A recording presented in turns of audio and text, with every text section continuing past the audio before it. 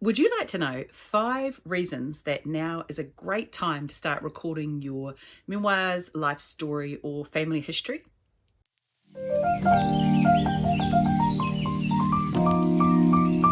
For me, these change all the time, but here they are for the month of April.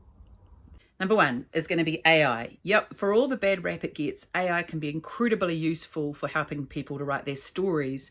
There's some new technology, one of them is called Cockatoo, that I've started using, and I've been a writer for 20 plus years. I've written hundreds of articles and blogs, and I've written dozens of books and helped hundreds of people write their stories. And I've only just found this technology, and what it enables you to do is record your story on your phone and then straight away upload that audio file to Cockatoo, and it within seconds it will transcribe your text into really well written text and paragraphs that makes sense. It's come a long way. Transcription used to be pretty hit and miss, but this transcription's excellent. You do need to go in there and go over it and check it.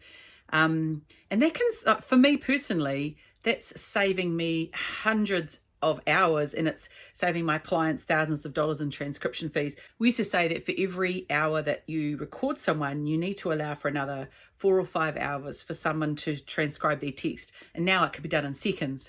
So this is the benefit of technology today, and this is one really good reason why today is a great time to at least start recording your story onto your phone.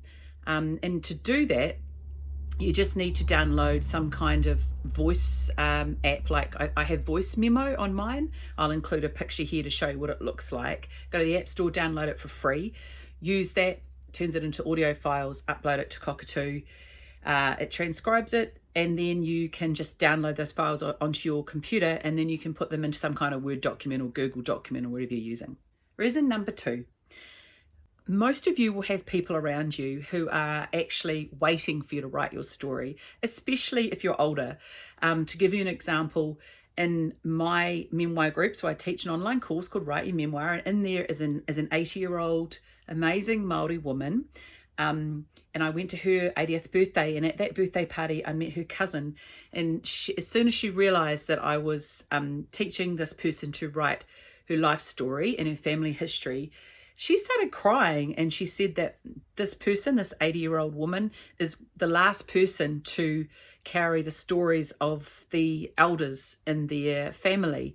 If she was to die today, she would take with her some incredibly precious stories. So this cousin was deeply grateful and happy to know that her cousin was actually in the process of getting these amazing memories down, and they really are amazing memories that this person carries.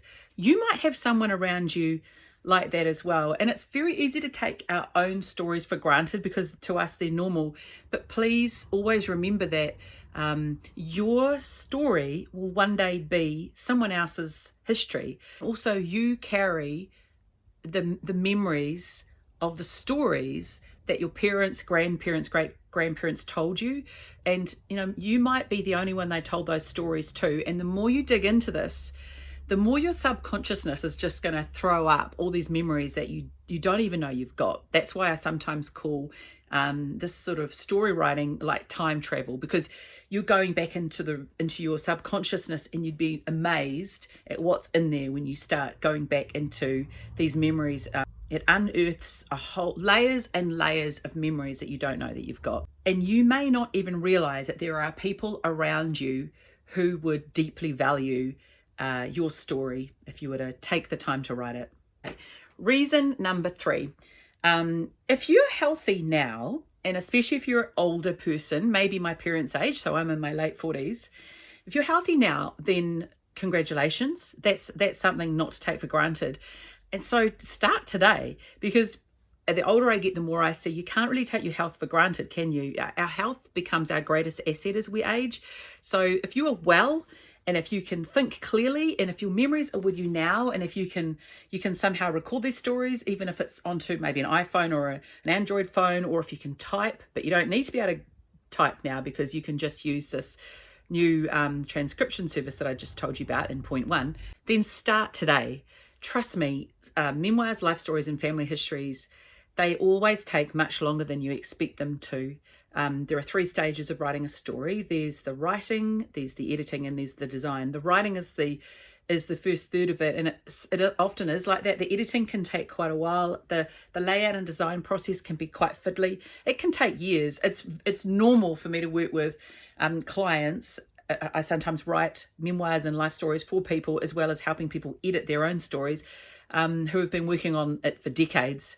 So I'm not saying a book needs to take you decades. In fact, you can get the first draft done in a year if you really, really focus on it, and I've experienced that.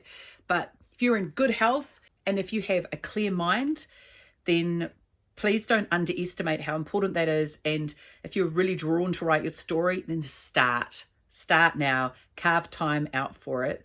Speaking of time, especially for retired people, time management for writing memoirs, and I am going off on a slight tangent here, which I'm very good at doing, can be one of the things that holds them back. So I'm going to put a free resource I've just developed down below, and it's a memoir wall planner, and you can print it out. It's just a 1-page document. It will help you create a plan that can help you potentially even write your first draft of your story within 1 year. So just check it out.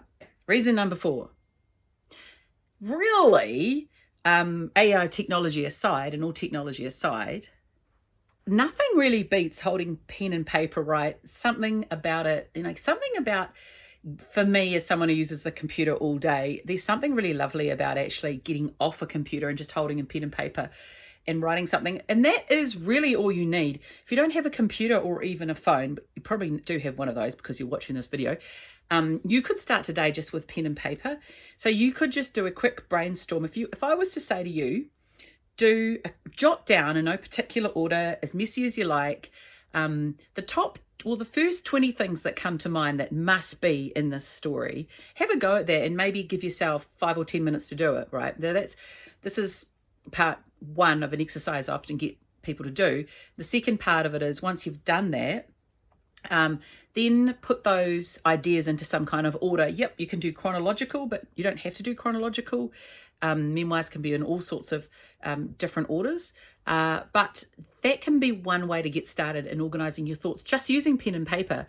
So all you need is pen and paper to start just mulling over a plan for your memoir. So if you've got a pen and paper near you, why don't you pause this video right now and start it? Okay, reason number 5, right now is the best time to start writing your memoir, or life story, or family history. And often they are kind of jumbled into one book, actually, if I'm honest.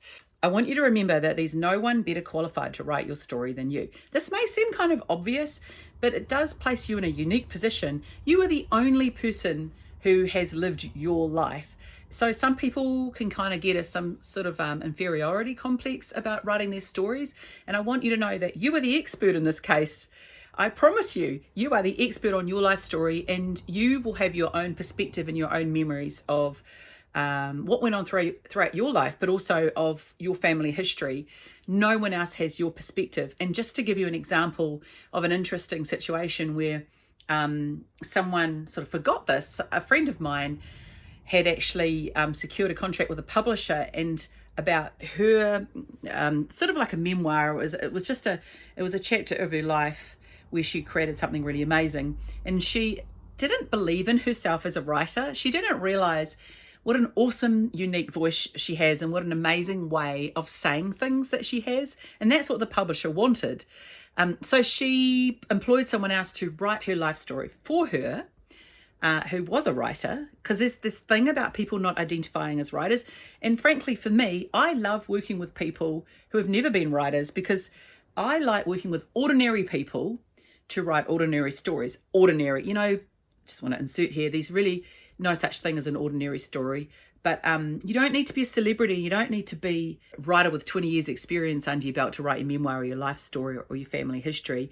You just need to be you. You need to find some way of communicating it, pen and paper, computer, onto your phone, and give it the time it needs. So getting back to this person, a friend of mine who paid someone to do it for her, she sent the story into the publisher, and the publisher sent it back and said, no, that's obviously not you.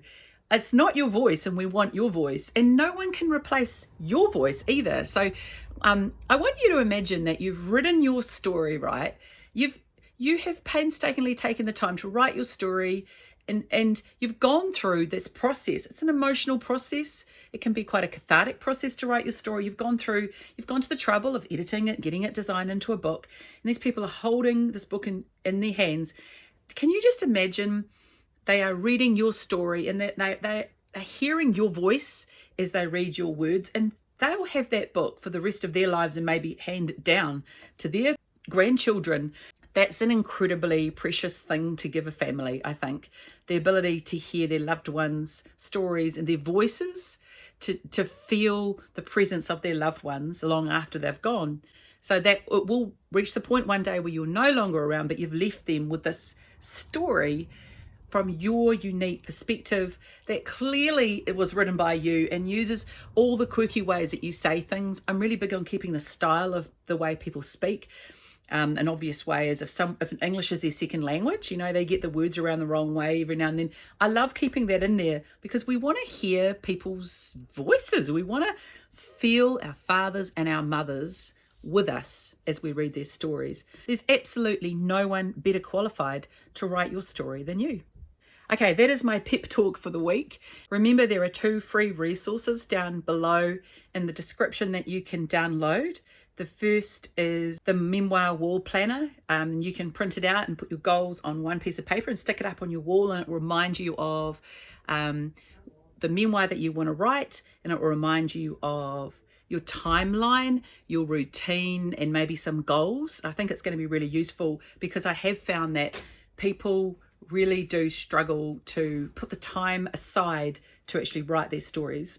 And the second resource I want to offer you is free 15-minute workshop. It's called Beginner's Guide to Writing Your Memoir. And it's a workshop that I've actually run all around New Zealand in libraries, offline and online. And I know that it's been really, really helpful for hundreds of people. And I hope it's really, really helpful for you too.